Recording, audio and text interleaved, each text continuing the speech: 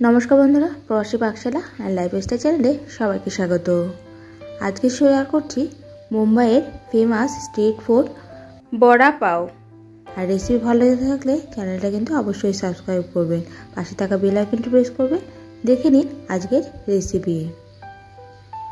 प्रथमेই बड़ा तैरी करार जोन्नो एकटा मशला तैरी करे नेब। तार जोन्नो नियेछि धने पाता, कारि पाता, दुटो काँचा लंका, 4 থেকে 5টা रसुन कोয়া और आदा कुचि एक मिक्सिंग बोलेर मध्य निये 2 থেকে 3 बार घोराते हबे। खूब मिहि पेस्ट तैरी करब ना, एकटू दरदरा थाकबे, माने एकटू गोटा गोटा थाकबे, एरकम तैरी करलेई हबे। देखे निन आमी ठीक केमन तैरी करलाम, ठीक एरकमटा भावे तैरी करते हबे। खूब मिहि पेस्ट तैरी करार प्रयोजन नेই। অপরদিকে নিয়ে নিয়েছি आलू। আমি আলুটা আগেই সিদ্ধ করে নিয়েছি। আপনারা যতটা বড়া তৈরি করবেন সেই অনুযায়ী আলুটা নিয়ে সিদ্ধ করে নেবেন। আলুটা এবার একটা ম্যাশার দিয়ে ভালো করে ম্যাশ করে নেব। আলুটা দিয়ে বড়াটা তৈরি হবে, তাই আলুটা খুব ভালো করে ম্যাশ করতে হবে, একটু যেন গোটা গোটা থেকে না যায়। খুব ভালো করে ম্যাশ করা হয়ে গেছে। এবার একটা ফ্রাই প্যান নিয়ে নিয়েছি। গ্যাসের ফ্লেমটা মিডিয়ামে রেখে ফ্রাই প্যানটা গরম করে দিয়ে দিলাম পরিমাণ মতো তেল। আমি এখানে 2 টেবিল স্পুন সাদা তেল দিয়েছি। চাইলে আপনারা সরষের তেলও তৈরি করতে পারেন, তবে সাদা তেলে বেশি ভালো হবে। দিয়ে দিলাম ফোড়ন হিসাবে হাফ টিস্পুন গোটা জিরে, হাফ টিস্পুন গোটা সরষে। 20 সেকেন্ড মতো একটু নাড়াচাড়া করে নিয়ে এর মধ্যে দিয়ে দিচ্ছি 1/4 টিস্পুন হিং। আর সঙ্গে যে মশলাটা করে রেখেছিলাম মশলাটা দিয়ে দিলাম। মশলাটা দিয়ে 1 মিনিট মতো নাড়াচাড়া করে ভেজে নিতে হবে। খুব ভালো একটা গন্ধ ছাড়তে শুরু করে দেবে। এরকম অবস্থায় দিয়ে দেব ম্যাশ করে রাখা আলু। আলুটা দেওয়ার পরে খুব ভালো করে মিশিয়ে নিতে হবে। গ্যাসের ফ্লেমটা লো টু মিডিয়ামে রেখে আলুটা ভালো করে ভেজে নিতে হবে।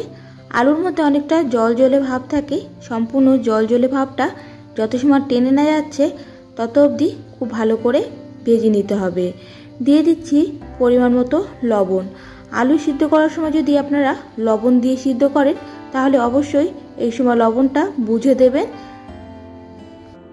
প্রায় 4 থেকে 5 মিনিট এইভাবে নাড়াচাড়া করে আলুটা ভেজে নিয়েছি। এবার তুলে নেওয়ার পালা। এভাবে আলুটা পারফেক্টভাবে তৈরি করলে বড়াটা কিন্তু খুব ভালো হবে। বড়া তৈরি করার সময় বড়াটা ফেটে যাবে না আর খুব ভালো বড়া তৈরি হবে। আর আলুর মধ্যে জল থেকে গেলে বড়াটা কিন্তু ভালোভাবে তৈরি হবে না। তাই এরকম করে ড্রাই করে আলুটা ভেজে নেবেন। আলুটা ভাজা হয়ে গেছে, একটা প্লেটের মধ্যে তুলে নিচ্ছি। প্লেটের মধ্যে রেখে আলুটা সম্পূর্ণ ঠান্ডা করে নিতে হবে। চারিদিক থেকে ছড়িয়ে দিচ্ছি যাতে ঠান্ডা হতে টাইমটা কম লাগে। অপরদিকে চাটনিটা তৈরি করে নেব। তার জন্য একটা মিক্সিং বোলের মধ্যে নিয়ে নিচ্ছি হাফ কাপ রোস্টেড পিনাটস বা বাদাম, দিয়ে দিচ্ছি হাফ টিস্পুন জিরে গুঁড়ো, হাফ টিস্পুন লবণ, সঙ্গে দিয়ে দিচ্ছি 5 থেকে 6টা রসুন কোয়া, আর কালারের জন্য দিয়ে দেব 1 teaspoon Kashmiri red chilli powder. যদি কালারটা আরও বেশি ডিপ করতে চান তাহলে কাশ্মীরি রেড চিলি পাউডারের পরিমাণটা একটু বাড়িয়ে দিতে পারেন। আর এই চাটনিটা কিন্তু অবশ্যই তৈরি করবেন, তাহলেই কিন্তু মুম্বাইয়ের বড়া পাও ঘরেই তৈরি হয়ে যাবে। আর এইভাবে তৈরি না করলে কিন্তু বড়া পাওটা ঠিক পারফেক্টভাবে তৈরি হবে না। অপরদিকে ব্যাটার তৈরি করে নেব। তার জন্য একটা বোলের মধ্যে নিয়ে দিলাম 1 কাপ বেসন, দিয়ে দিচ্ছি 1 টেবিল স্পুন চালের গুঁড়ো। এভাবে চালের গুঁড়োটা দিলে বড়াটা কিন্তু অনেকটা মচমচে হবে। দিয়ে দিচ্ছি পরিমাণ মতো হলুদ গুঁড়ো আর পরিমাণ মতো লবণ। হাফ টিস্পুন লাল লঙ্কার গুঁড়ো দিলাম। একসঙ্গে ভালো করে মিশিয়ে নিতে হবে। মিশিয়ে নিয়ে অল্প অল্প করে জল দিয়ে ব্যাটারটা তৈরি করতে হবে। একবারে বেশি পরিমাণে জল দেব না, তাহলে ব্যাটারটা ঠিক পারফেক্টভাবে তৈরি হবে না, অনেক সময় পাতলা হয়ে যেতে পারে। তাই অল্প অল্প করে জল দিয়ে ব্যাটারটা তৈরি করতে হবে। খুব পাতলা ব্যাটার যেন তৈরি না হয়ে যায়। একটা গাঢ় ব্যাটার তৈরি করতে হবে, তাই অল্প অল্প করে ভালো করে ব্যাটারটা তৈরি করতে হবে, কোনো লাম্পস থেকে না যায় এরকম করে ভালো করে মিশিয়ে নিতে হবে। আমি একটা স্পুন দিয়ে খুব ভালো করে মিশিয়ে নিচ্ছি। আর ব্যাটারটা কত সুন্দর পারফেক্ট একটা ব্যাটার তৈরি হয়ে গেছে দেখে নিন। ঠিক এরকম গাঢ় একটা ব্যাটার তৈরি করে নিতে হবে। অপরদিকে আলুটা ভালো মতো ঠান্ডা হয়ে গেছে। এবার আলু থেকে গোল গোল করে বড়াটা তৈরি করে নেব। আপনারা যদি গোল তৈরি করতে পছন্দ করেন তাহলে গোল তৈরি করতে পারেন, আবার যদি একটু চ্যাপ্টা মতো তৈরি করতে চান তাহলে অবশ্যই একটু চ্যাপ্টা করেও তৈরি করে নিতে পারেন। প্রথমে হাত দিয়ে এরকম গোল করে হাতে চেপে এরকম করে চ্যাপ্টা করে তৈরি করে নিতে পারেন। একইভাবে সব কটা বড়া তৈরি করে নেব। অপরদিকে ভাজার জন্য আমি তেল বসিয়ে দিয়েছি। গ্যাসের ফ্লেমটা লো টু মিডিয়ামে রেখে তেলটা ভালো করে গরম করে নেব। তেলটা ঠিকঠাক গরম হলো কি না চেক করার জন্য একটু ব্যাটারটা দিয়ে দিলাম।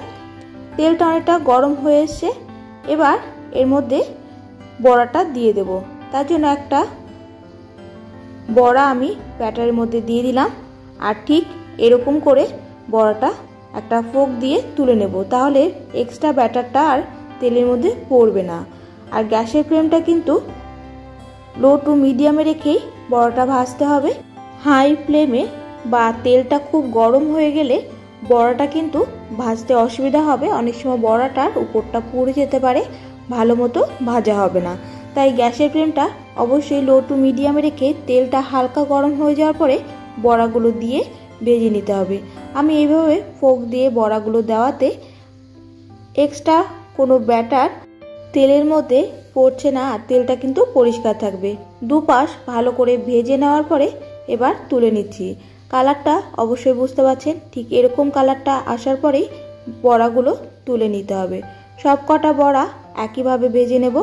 আমি প্রথমে 5টা বড়া দিয়ে ভেজে নিলাম, বাকি বড়াগুলো একইভাবে ভেজে নেব।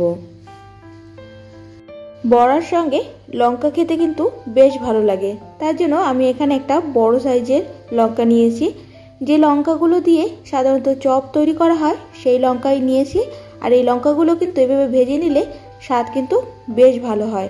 যদি আপনারা ঝাল খেতে পছন্দ করেন অবশ্যই ঘরে যে কাঁচা লঙ্কা ব্যবহার করা হয় কাঁচা লঙ্কাগুলো এভাবে একটু চিড়ে নেবেন, নিয়ে তেলের মধ্যে দিয়ে ভেজে নিতে হবে।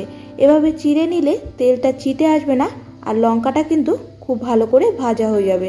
তবে লঙ্কা ভাজার জন্য গ্যাসের ফ্লেমটা একদম লোতে রেখে ভাজবেন।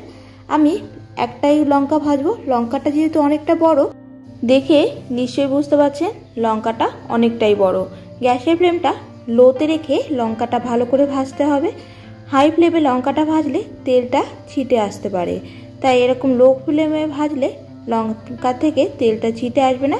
লঙ্কাটা ভাজা হয়ে গেছে, এবার তুলে নিচ্ছি। বড়া পায়ের বড়া, চাটনি, লঙ্কা সবই রেডি হয়ে গেছে। এবার সার্ভ করার পালা। তার জন্য আমি এরকম যে বড়া ব্রেড পাওয়া যায় এই ব্রেডটা নিয়ে নিয়েছি, আর এরকম করে ছাড়িয়ে নিয়ে মাঝখান থেকে ছিঁড়ে নিচ্ছি।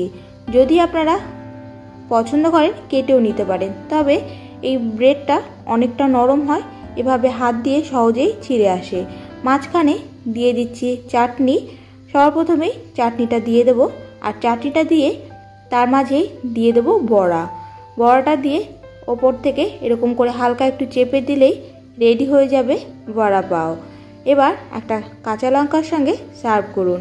বাকিগুলো একইভাবে তৈরি করে নেব। একইভাবে আরও একটা বড়া পাও রেডি করে নিচ্ছি। আপনাদের যতটা প্রয়োজন সেই অনুযায়ী তৈরি করে নেবেন। আরও এক ধরনের ব্রেড আমি দেখিয়ে দিচ্ছি।